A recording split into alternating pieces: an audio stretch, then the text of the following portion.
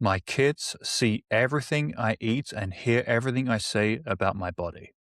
How do I make sure the example I'm setting is actually a good one? Great question, huh? Yeah. Definitely. Something that pretty much every parent who is trying to improve their habits has probably asked themselves at some point or another, right? I'd like to hope so. Mm, yeah. Yeah.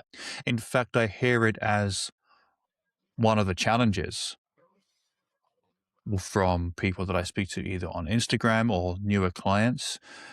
They it's a pretty common question. How do I track calories in a way that's healthy in front of my kids? How do I explain why I'm weighing food?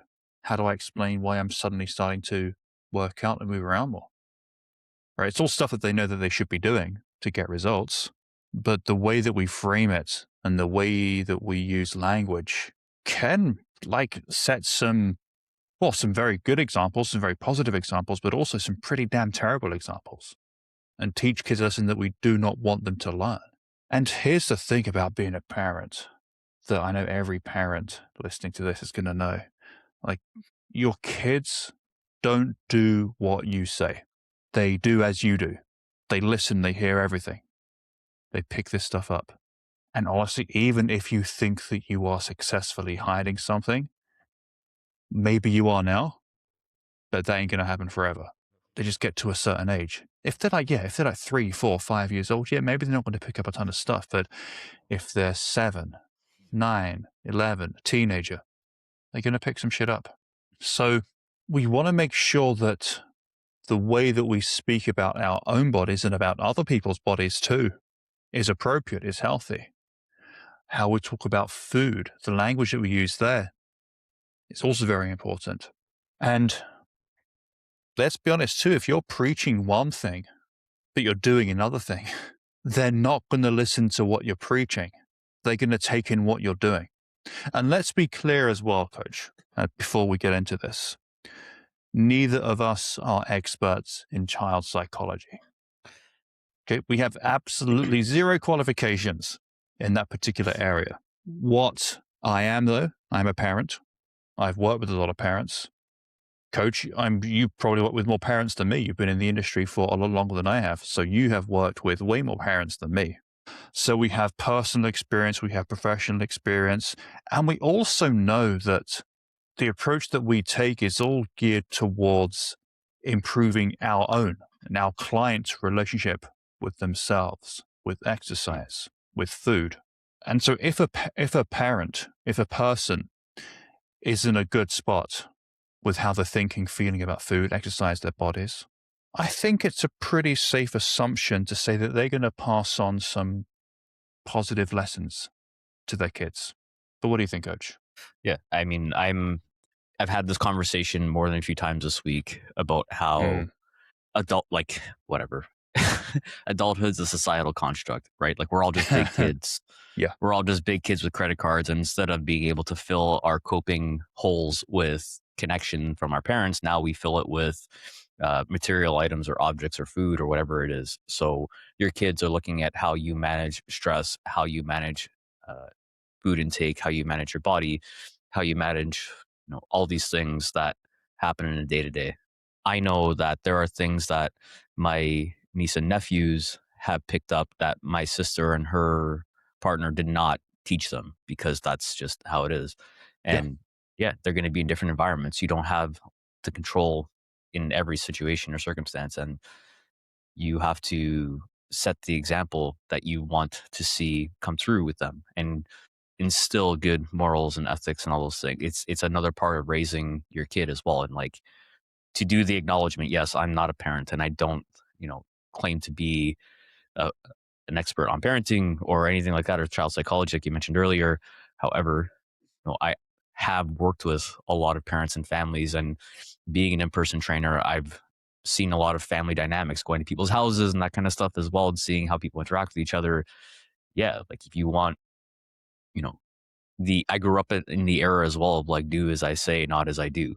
This is like, previous generation parenting. And that didn't work out well because there's a lot of things I still did that my parents told me not to do because that's the best way to make sure a kid does something is tell them not to do something, right? Like you mentioned. So I think framing these things in a way, or an approach rather, that we tell the members that we work with, our clients, is, yeah, this isn't about restriction. This isn't about suffering. This is about improving quality of life and managing your inputs so it creates a specific output based on your efforts, and being curious about the process and asking yourself, okay, if I am weighing my food in front of my kid, is that going to lend itself to them thinking, why is mom or dad doing that? Then you explain to them, well, mom and dad are doing this because it's appropriate to get a certain amount of protein. So this way I don't snack on a bunch of things later, because that's going to then lead to me not sleeping well, and explaining to them what it is you're trying to do in terms of the result that you're trying to get. And that involves them in the process too, because then we both know as well, kids are, you know, painfully honest at times. Because if you're Mm, snacking later, they're going to be like, hey, mom, I saw that you had a snack and you said earlier that you weren't going to snack. And now here you are snacking. And it's not to create any sort of, guilt or shame around it. You can also tell them, yeah, mom or dad is still feeling hungry, and we're going to have this as a snack because it's a healthy snack, or a more nutritious snack rather, and explain to them why it is, and being in that place where you can educate them from the curiosity that they're expressing too. absolutely, coach. Well said. Yeah. And I like what you said earlier on as well about kids having other influences, not just the parent. So Mm, yeah, we have to accept, and this is something that I am still in the process of learning, because my eldest is still only 4. I mean, she turns 5 in a month, but she's still only 4, and she's only just got into that stage in the last year or so of being way more influenced by her friends than she was before. mm, And I know that external environment outside the house where she is influenced is just going to get bigger and bigger and bigger. So we can't control that. I mean, yeah, we can keep an eye on our kids as we are supposed to.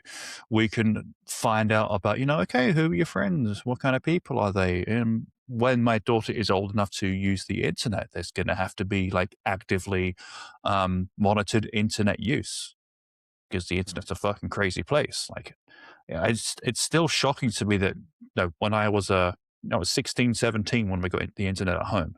And this was a long time ago. This is like way before broadband. This was in like dial-up modem days. So there was a limit to what you could find on the internet. But you could still find some fucked up shit on the internet, even in the late 90s, early 2000s, right? And so it's just astounding that I, as a 16, 17-year-old, was just allowed unfiltered use of the internet at that time. just roam Like, free on the internet. it's insane. Um, so there's the internet to think about. There's external media to think about. There's your kids' friends who may be picking up some unhealthy lessons from their parents.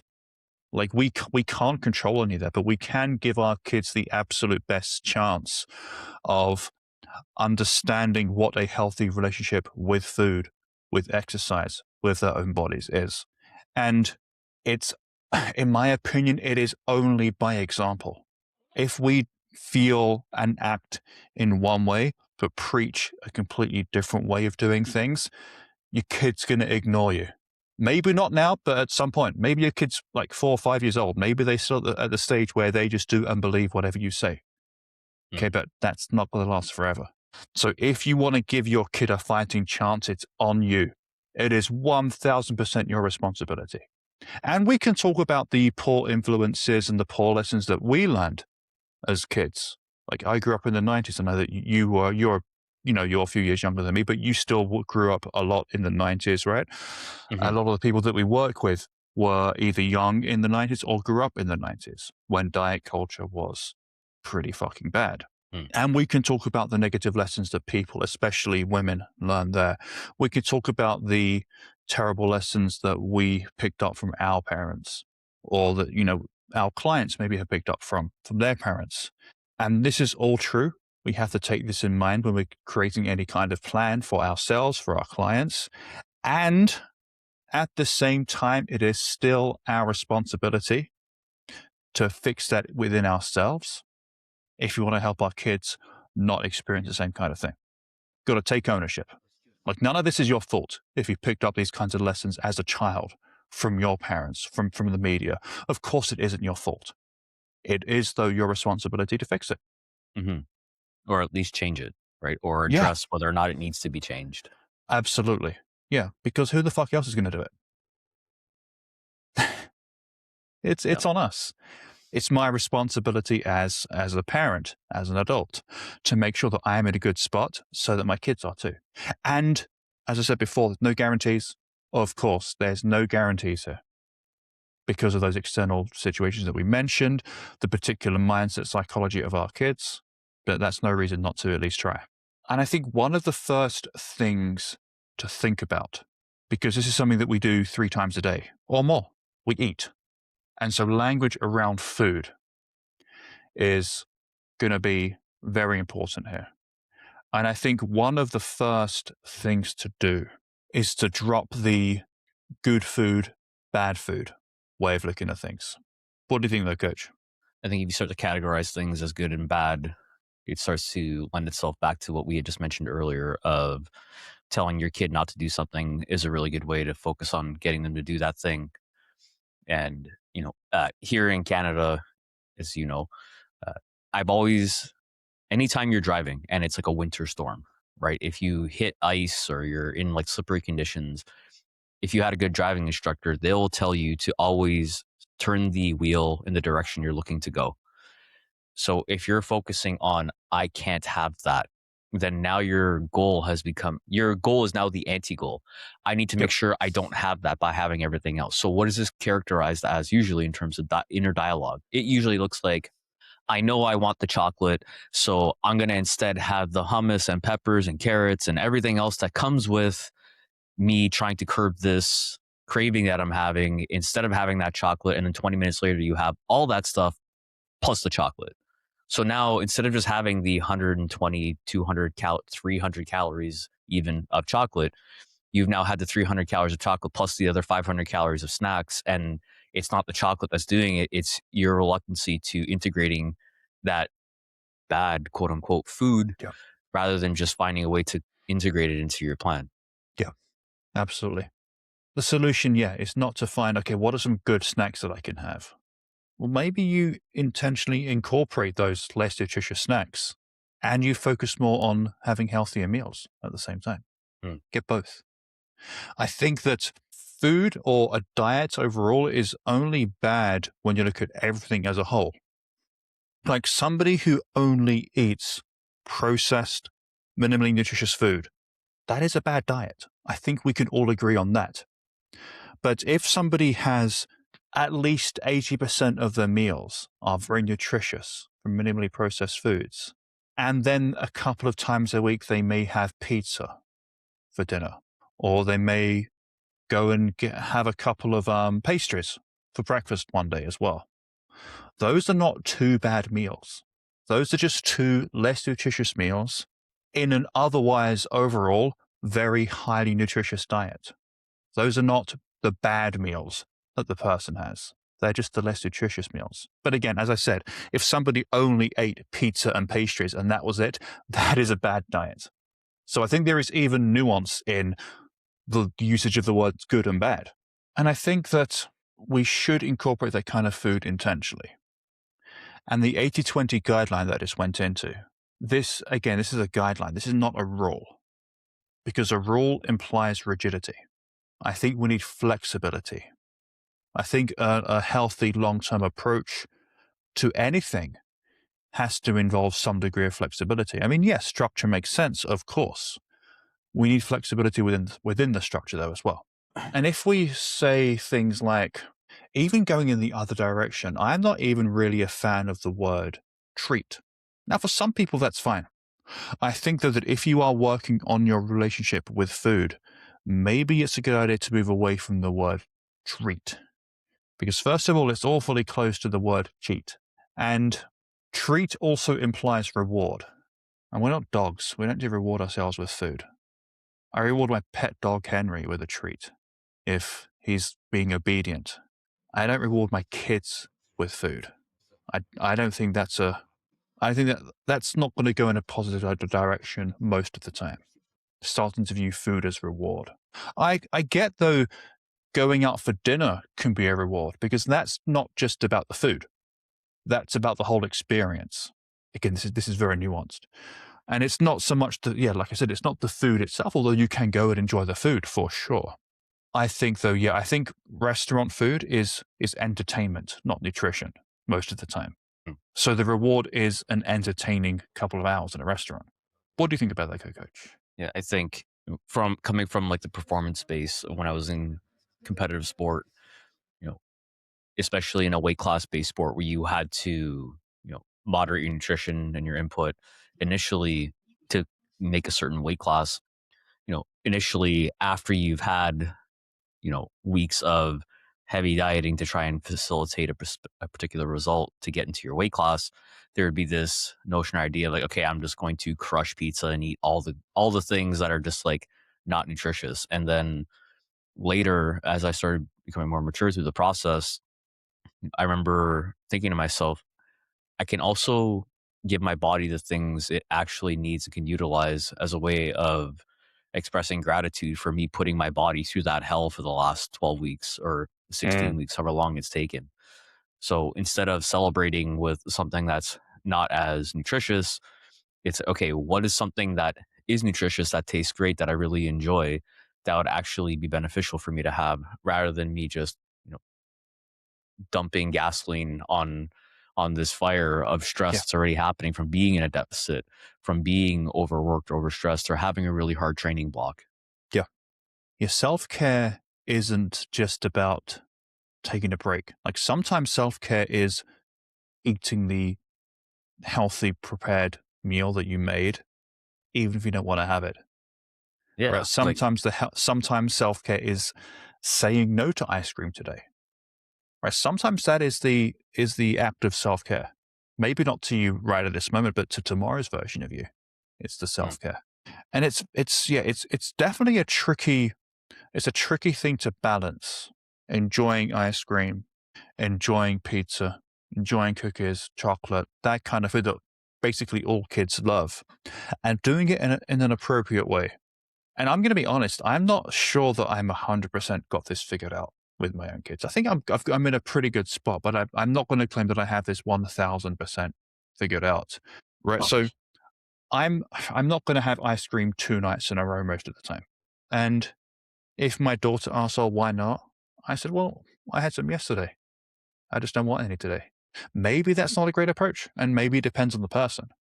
But I know that for me, it's not a thing that I genuinely want to have every single day, right? So, as much as I talk about incorporating less nutritious, more processed food on a regular basis, which I think is a good idea, it's not a thing that I do every single day.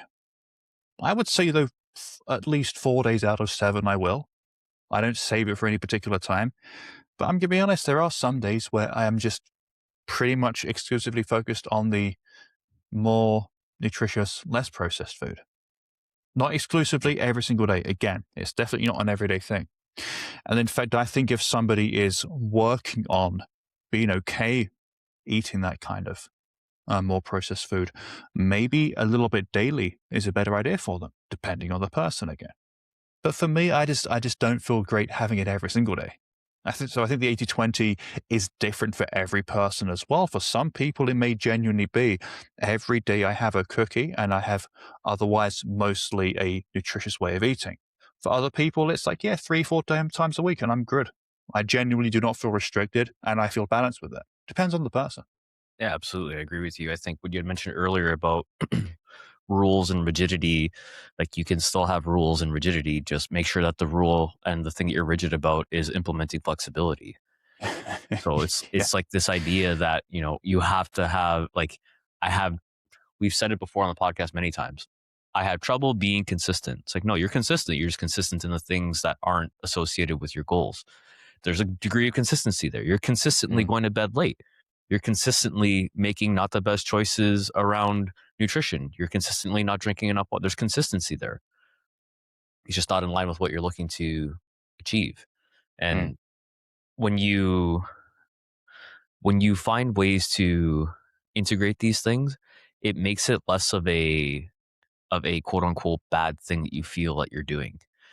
Because a lot of the like for me, for me and for the people I've worked with, I've often mentioned to them, okay, there's this idea of you don't know that you were sick until you start to feel well. It's like, oh, I feel great. And it's like, yeah, but you're feeling great relative to the way that you've only known well feels. So when you Yeah. start to get to a point where you're actually conscientious around your nutritional input, for example, like we ran the hydration challenge. I told you about this, and people went from getting 55 ounces of water on average across all participants to like over 100 ounces, 110 ounces, which is a huge difference. And a lot of them had Mm, mentioned, like, I can't believe how different I feel. And it's like, well, yeah, you're actually giving your body the thing that you're comprised anywhere from 75 to 90% of. Like, we mm, are, our body operates through electricity. Action potentials, our nervous system, the fact that you have water in there now these things can happen a lot easier. Fluid, hydration, all the things that come with that. Okay, great. But if you've never been to that place, then you don't know how good it is yeah. to be in that spot. So when you start to have more nutritious food, you notice, hey, like my energy has been more consistent. My blood sugar isn't so up and down. I feel like I have the ability to recover. I'm not as sore from my workouts. Or I feel like I'm not on razor's edge the whole time, or I feel like I'm reactive as much because I feel more calm. Those are all the things that come with having a more consistent nutritional protocol that's associated with making better choices that are more responsible, like getting adequate protein, like getting a good amount of fat and carbohydrate, and spacing it out throughout the day in a way where your blood sugar doesn't spike and drop in dramatic ways, where it's more consistent. The more consistent your nutritional input is, the more consistent your mood will be, the easier it will be for you to show up fully and wholly and be present versus thinking, when's my next meal, because this deficit is so large that I can't wait until lunch because I need to eat whatever I have. And then it's also just like this teeny tiny meal that doesn't get the job done for you. Yeah. Yeah. Yeah.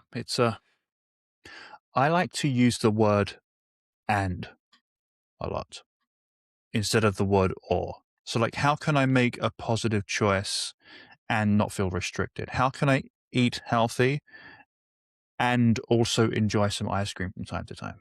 And so, I mean, for me, with my kids the age that they are now, I mean, my youngest, we didn't give my eldest like anything with added sugar until she was 2, and we're doing the same thing for the youngest one.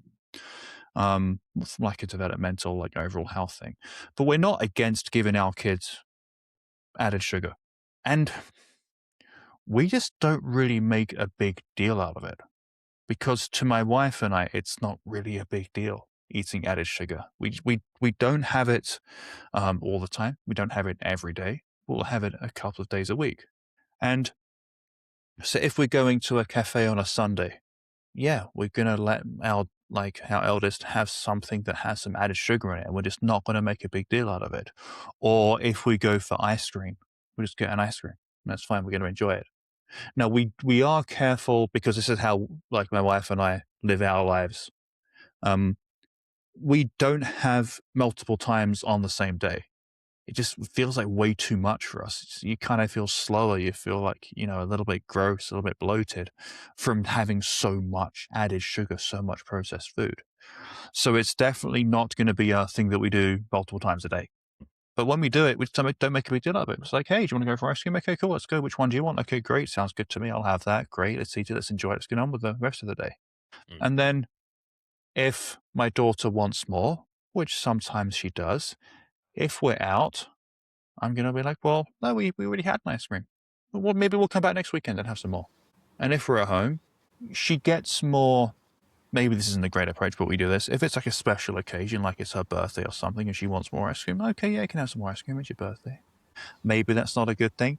I honestly don't know, honestly, but these kinds of special occasions when she does get a second helping happen so rare that I doubt she even remembers at this point. Overall, we're not making lots of comments about what she's eating or how she should or how she shouldn't be eating. And I want to say again, we've said this earlier on, when it comes to kids and kids' relationships with food and how we feed them, I am nowhere near even close to being a professional. I'm barely an amateur at this point. I'm just a dad trying to figure it out as I'm going along. Okay, I'm Yeah. not claiming expertise here. I'm just a dad telling you what I do. I know though that the way that I was taught to view food Like, ice cream's a treat. There's good food, there's bad food. You will clear your plate no matter what. Right. I just know that didn't work for me. And for a lot of people that I've spoken to, it didn't work for them either. So Mm, maybe I know what, not maybe. We don't take that approach with our daughter. We don't force her to clear her plate. If she's if she's still hungry, okay, you can have something later on. We're not going to spend a lot of time giving her different things at dinner time. We're going to make a thing. She doesn't like it. She can wait until we're done. Then we can try and figure it out for her. But we always have her just try something at least. And we never do, oh, you're going to just have like, two more bites or three more bites and then we can give you some ice cream. So no, we don't do that. I don't think again, that goes back to food as reward, mm. which we don't think is great. But let's go back to like, adults and handling these things. So I think that if we have a balanced approach ourselves, and most of what we eat is nutritious, and we make sure that our kids watch us and see us enjoying nutritious food, and they also see us as adults eating and enjoying more processed food in moderation, having some then stopping. I think that's the best way that I can think of, being that example of somebody who is doing well with their relationship with food. What do you think though, coach? Yeah, I think most people have more influence than they think they know when it comes to this stuff. Like, even Yeah. just being in this conversation now, like, there's a lot of things that are coming up for me that I'm thinking about in terms of, like, my experience, my upbringing, and yeah, like, food is an expression of love. It's a way that we connect with And that's people. It's fine. very Like culturally, cultural. that can be. There's nothing wrong with it, I don't think. Yeah, I don't think so either. I think it's all in the delivery, and it's all in Yeah. the, you know, being able to respect people's boundaries and understanding that, okay, yeah, sure, this is a special event or it's a social event or whatever you may deem it as. However, when you allow your kid to say, hey, I'm full, I don't want any more, and you respect that, you're teaching them agency. You're teaching them, hey, like, yeah, you don't have to finish your plate, like you mentioned. So there's a lot Mm, of benefit in letting them regulate their own hunger from that perspective as well, versus, like you said, being forced to clear a plate. Um, so I think even, yeah, just as an adult, like I said earlier, we're just big kids. So mm, ask yourself, like, am I actually hungry? Do I really want to finish this? Like, how am I going to feel? Like, I think I've mentioned this before on the podcast, or maybe it was on one of the coaching calls. I was walking by this restaurant and someone had said, "Oh, that looks so good. We should go there sometime and try it." And I had said, "I know I'm going to feel like shit after I eat that. I'm not wasting calories on that, man. So if you want to go, like, go ahead and you tell me how it is, but I'm not down for that. I'll pass." Like, yeah. thinking about the feeling after the decision you make. And, like, maybe in the process of eating that food, it'll taste great, but Yeah. I feel like in terms of the relationship I built with myself around food and eating certain things and knowing what I do and don't like or will tolerate or won't tolerate, I have a pretty good handle on how things are going to make me feel. And if I don't want to feel a particular way, then I won't engage with that particular food. Mm, And it's about managing your inputs, right? We talk about this all the time when it comes to stress management. We talk about things like social media, for example, too. It's all about managing your inputs because that's going to influence your internal environment. So if you are doom scrolling all night, yeah, chances are you're not going to feel too great by the end of that. And you're going to be up all night. So you're probably going to sleep terribly as well. So you're managing what the output is going to be from the input that you're putting in. So looking at food in that same way of like, hey, like, how is this going to make me feel? And clocking, okay, I've had something like this before. Last time I had that, it made me feel not great. So I'm going to yeah. avoid that. And it's okay to have this mindful approach with it too. Or also saying to yourself, like, man, I'm at this birthday party. I know it's pizza, pizza, pizza, and pizza, pizza, pizza is shit, but that's all that's here. And I'm just going to have to accept these terms and conditions because that's all I got. I'm starving. I don't want to, I didn't plan properly to come to this. It's just what it is. Great. You accept the terms and conditions. You don't, you know, be irresponsible with the input. You have enough to get you to where you need to be. And then, you move from there in terms of the decisions you need to make. But I think, you know, putting yourself in these positions that are not as mindful or more mindless is where a lot of the times we run into challenges with these things. Because Yeah. then whenever you do go and either if your metrics are like stepping on a scale or like how your clothes are fitting, you then think to yourself, well, I'm trying everything, or however, you want to frame it in terms of not seeing the progress you want. Mm, Well, are you? Because how mindful are you really being with your input in terms of your nutrition, in terms of yeah, your recovery, in terms of all the things that we speak about on the podcast? absolutely, coach. So I think there's a couple of other things that just want to briefly mention before we move on to the next section when it comes to food. One of them you already touched on, coach, and it's about weighing and measuring food in front of our kids. That can be tricky. So I think for me, the reframe, and this is not a lie, is, oh, mom or dad wants to make sure they're eating enough protein. I want to make sure I'm eating enough carbs. I want to make sure I'm eating enough vegetables. Come at it from this abundance mindset. I want to make sure I'm eating enough protein because I'm strength training. I want to get strong, or not strong, stronger. I want to make sure I'm eating enough carbs so I have the energy to play, to go and do my workouts. I want to make sure I'm having enough vegetables and fruit to make sure that I stay healthy. So if you come at it from this perspective of abundance, I want enough of this so that I can do this. That's the positive reframe on weighing and measuring food. And honestly, a lot of it is internal to you, the parent, because you have no problem weighing and measuring stuff if you're following a recipe, like if you're baking a cake or something. No one's talking about disordered eating patterns at that point, right? If you're weighing stuff out to make a cake. Hmm. So a lot of it is like just our own way of looking at things that we are maybe projecting. I mean, look, for me, it's always about curiosity, right? Mm, Like doing what you just said of like dad's making sure that he's getting enough protein so he can be stronger. Like this is essentially Montessori style school of training when a kid is asking a question like, Dad, why are you doing that? You're taking an yeah, opportunity to educate. Right. And I think, you know, maybe this is a bit brash, but like I think a lot of the times we'll look for these fucking excuses of like, well, I can't weigh my food in front of my kids because then after they're gonna have it. Like, no, they're not. You're beating around the fucking bush that you know that yeah, you should be doing this and you're not doing it because you know what the results you're looking for are hiding in the work that you're not doing. So instead you're blaming your kids that, oh, I can't do this in front of my kids because it's gonna cause an issue for them. So do you then blame your kids when you have to go on diabetes medication because you didn't take a responsible approach in terms of your input? I hope not. However, if you do, then I'm not sure what to say about that. That's maybe a conversation you have to have with yourself.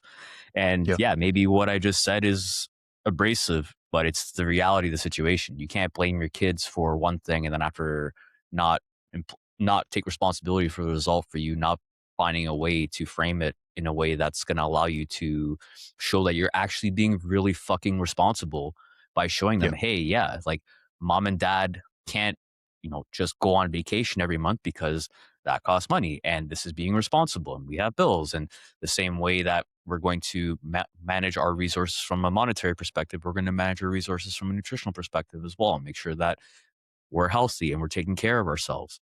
You can frame this however way you want it. You can frame it from a victim mindset. You can frame it from more of an empowerment mindset. It's all about what perspective you want to show your kid the actions of what it is you're doing. yeah. Was I, coach? You know what? There were another couple of things that I thought would be good to talk about when it comes to food. I think having regular, consistent meals, I think eating together as a family as much as you realistically can. I get how busy some people's schedules are.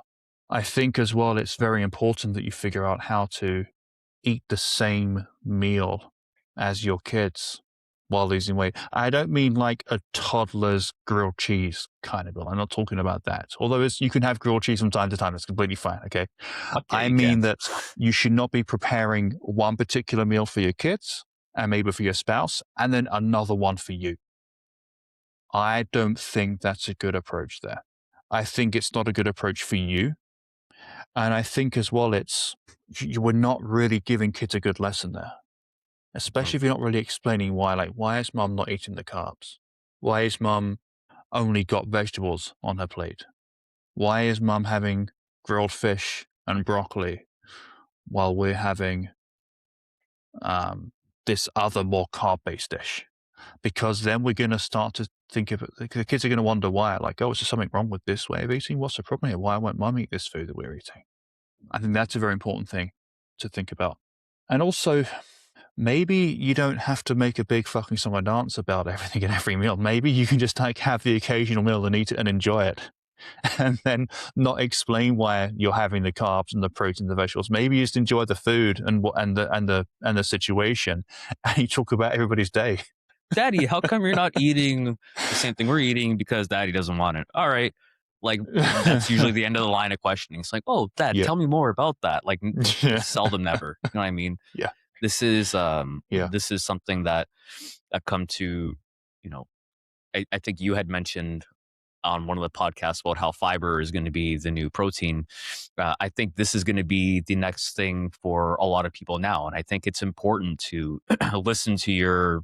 I think it's important to listen to your emotions and your feelings and all the things Mm, that come with the experience that is life. However, you have to then ask yourself, because do you remember when you and I were both working together at the gym in mm, Toronto, Coach, mhm. and we were talking about people weighing themselves. What did I say about the number that's on the scale? Do you remember? I said, it's just data. Do you remember this?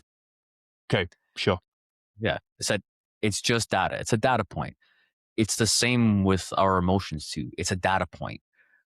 What are you going to do with that data though? Because if you're collecting data for the sake of collecting data and all you're doing is spinning thoughts in your head about food and why you're not having the thing or why the result is what it is in terms of like your metrics and all these things, okay, great. But what is now the actionable step to do something about it? Or else you get into Yeah, this spiral of trying to outthink a thinking problem. There has to be a degree of action at some point. So, yeah, maybe the thing you're doing isn't working, but you can't just sit there and think about how it's making you feel. You also have to do something with the thing that you've now collected in terms of that data point or the feeling that you're mm. feeling about that. Okay, I feel upset that this hasn't changed in the last 2, 3, 4, 6 weeks. Now what? Like, what are you going to do about it? And I think, yeah, it's important to be emotionally aware and all the things that come with that. You know, I'm a big advocate for mindset and mental health. I Mm. think there is still a lack of execution on action as to what we're going to do with that headspace that you've now entered. What are we doing about it? And yeah, it can throw up a whole bunch of emotions, as you mentioned before, right, Coach? Things come up from your own childhood as you're trying to Hmm. figure out your relationship with food, and it can be tricky, Yeah, right? it's real. None of this is easy. I mean, some of it is fairly simple, right? The 80-20 guidelines don't say good food and bad food anymore, right? Some of this is fairly simple, but none of it is easy. So don't expect an easy ride here. And quite honestly, I think, yeah, like it's good to educate kids. Explain why we eat protein, why we eat carbs, why we eat fruits and vegetables. It's good that they have a basic understanding.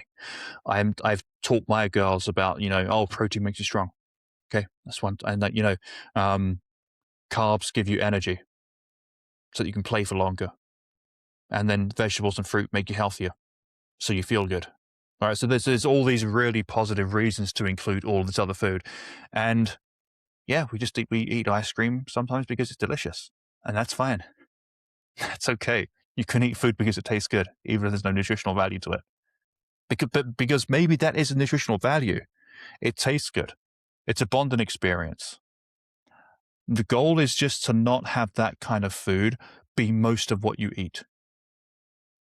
Okay. Yes, If As long as it's not most of what you eat, it's not unhealthy, it's not bad.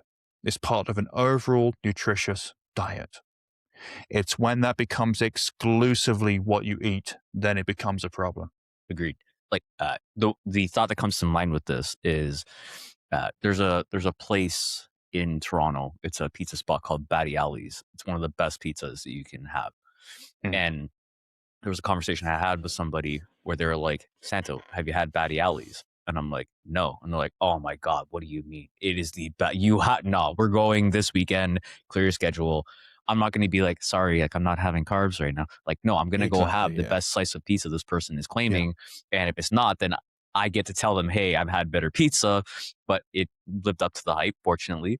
However, like these are ways that we bond. These are like you're not strength training so you can say, hey, I strength train. You're strength training so that you can keep up with your kids. You can do things around the house. You can experience life and go and travel and participate in hikes or feel okay to lay on a fucking beach for a week and not do anything because you've been putting in work for the last 8, 10, 12, 6 months, Yeah. however long you've been doing. All the things that we're doing is about improving quality of life and being able to enjoy responsibly, because that's what it comes down to.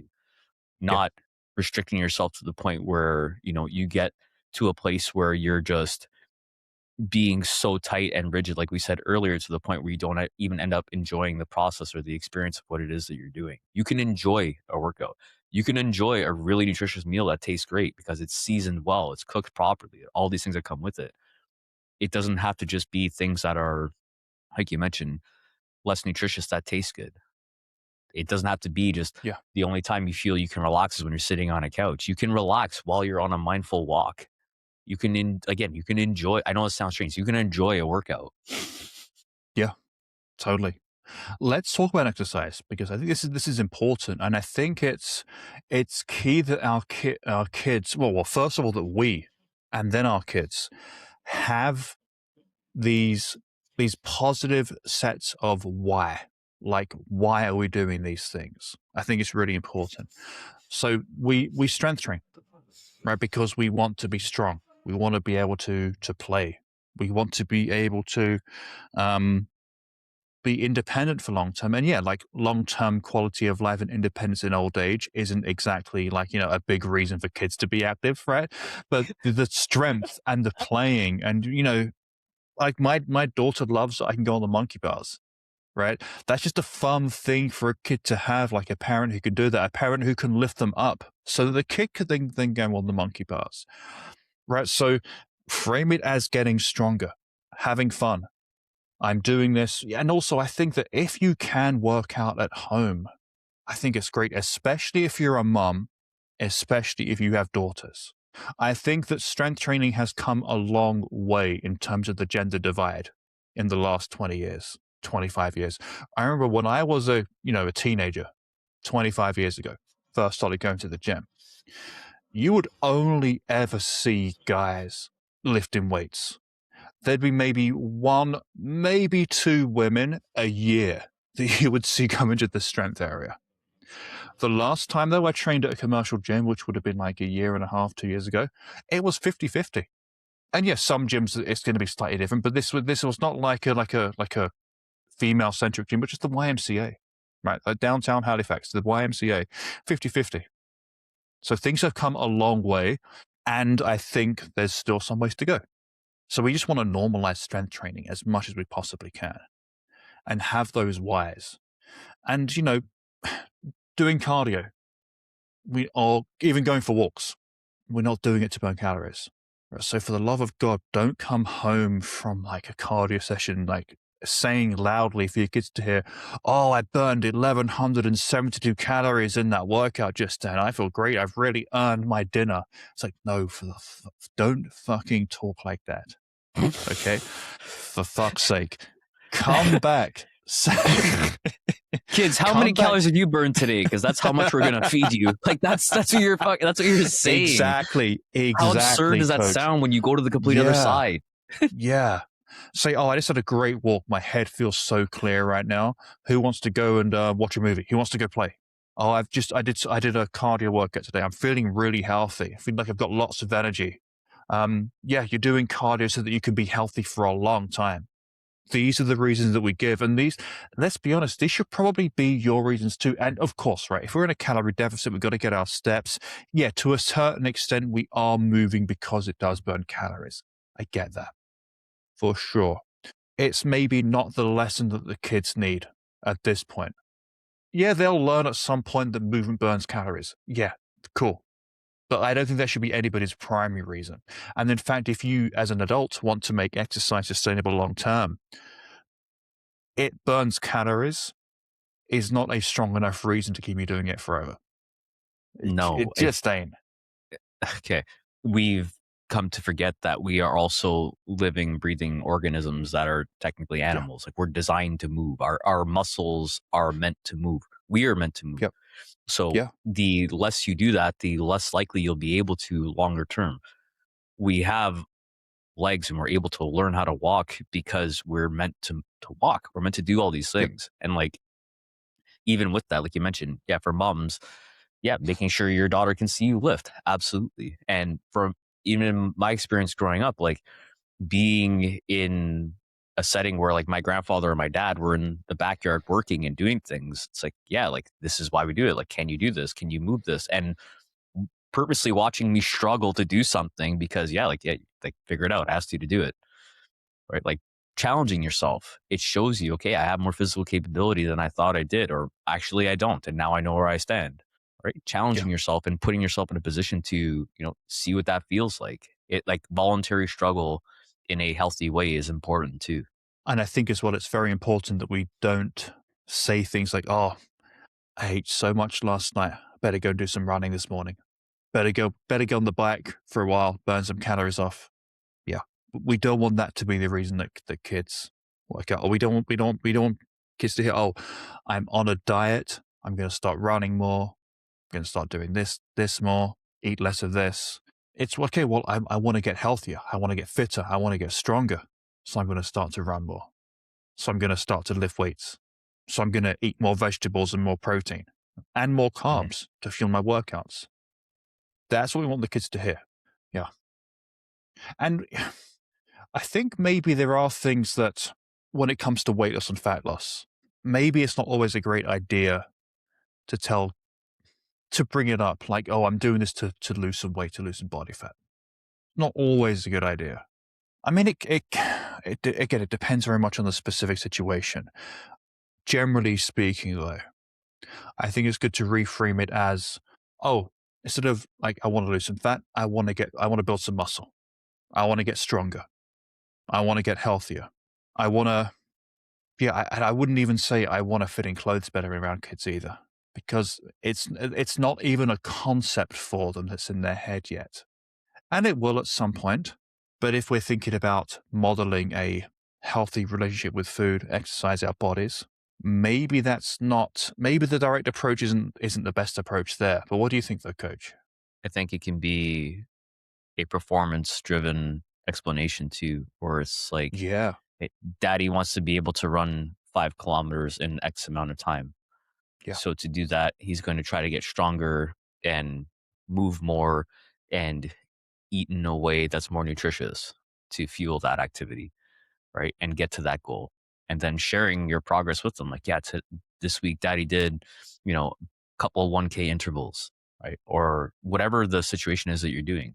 Or because uh, dad did X, that means today he's going to focus more on just getting steps so he can be mm, like, again, Montessori school style of yeah, teaching your kids. This is what I'm doing because it would hopefully yield this result.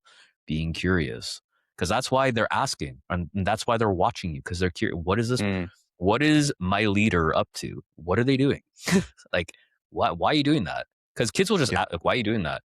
yeah, My niece and nephews, Zio, why are you doing that? Well, because of this. Okay, and that's why, right? yeah, Or okay, well, why do you want to do that? There's like additional line of questioning, obviously, and telling them, in a way that's constructive or puts a new perspective in their field of vision is helpful too. Then it makes them realize, okay, like one of my nephews plays soccer. If you work on strength training, you'll get stronger. If that means you can run faster. If you mm, eat more nutritious food, again, it'll be easier for you to feel like you can run for a longer time, chase after the ball. All these things, like positive associations, language maps that lend yeah, themselves to positive interpretations, positive recognition on the things that those inputs are performing or those positive inputs yield to. yeah. It all comes back to performance, right? Celebrating what your body can do, Mm. right? Running faster, playing for longer, um, having more fun, being happier. And we don't even really need to mention weight loss or fat loss at all. I don't think it's even really necessary Mm. for a lot of the time to actually even bother bringing it up. Because I think that, I don't know about you, but coach, but I found that a lot of my clients, they start off working with us because they want to lose weight, but they keep working with us because they love the lifestyle, the changes they made. They love how they feel. They love their strength. They love their fitness. And that's what keeps them. Yeah. Like, I think most people have that initial approach to any of the things that we do with our clients where it's like, okay, I want X particular result. Okay, this is how we approach X particular result. Okay. And then in the process, they fall in love with the process Yeah, because they feel better about it. And that's what makes people stay is feeling like, okay, I can do this because I have witness, I have support, I feel seen, heard, and felt and validated that mm, the approach I'm taking is going to continue to yield a particular result that I'm content with. absolutely. Yeah. Coach, I feel like we could record like another 2 or 3 hours on this subject. I think there's just so much for us to explore. It's Mm. impossible to cram it all into a 1 hour episode. Maybe we'll do a part two at some point. What I would love though for anybody listening right now, just leave a comment, whether it's on Spotify or Apple Podcasts, on the YouTube channel. Just leave a comment with either something that is working well for you as a parent, or maybe something that didn't work for you when you were a kid. Maybe an approach that your parents take. Just let us know. It'll be great to hear some specific examples here. We can all learn from each other in that way. Thank you everybody for listening, and we'll see you next time. Thanks, listen, everybody.